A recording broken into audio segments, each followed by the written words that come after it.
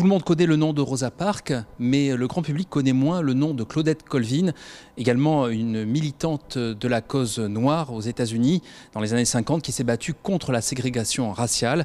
Un spectacle actuellement à l'affiche au Théâtre des Quartiers d'Évry lui rend hommage et ça s'appelle tout simplement Noir.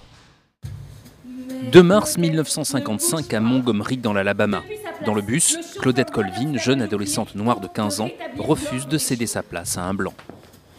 J'ai besoin de ce siège, dit-il en fixant Claudette dans le rétroviseur. Immédiatement, les 3 autres personnes qui sont assises dans le même rang que la jeune fille se lèvent, habituées au manège. Mais elle, non.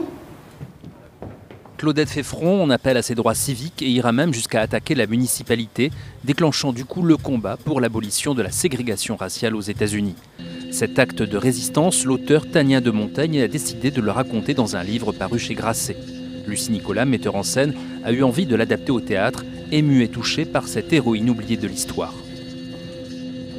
Il fallait, pour la cause des leaders noirs, une porte-parole, une héroïne, une égérie qui soit parfaite. Et du coup, c'est Rosa Parks, 9 mois plus tard, qui réitère cet acte, pas de manière extrêmement préméditée, mais qui devient cette égérie parce qu'elle est plus âgée, on lui fait plus confiance, elle fait moins peur que Claudette qui a 15 ans, qui est adolescente, qui est plus pauvre, qui est plus noire de peau et qui, en plus de ça, tombe enceinte.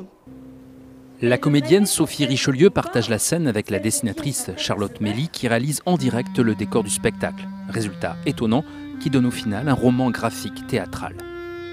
Et ça, je trouvais que c'était vraiment passionnant d'utiliser ça parce que c'est ça aussi, c'est-à-dire faire sortir une héroïne de terre, c'est vraiment aussi la réincarner en fait. Donc elle sort du papier justement de lignes vite fait, voilà, et elle devient quelqu'un quoi.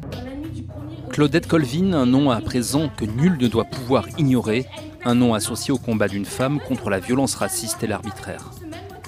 Cela doit cesser. L'histoire est en marche.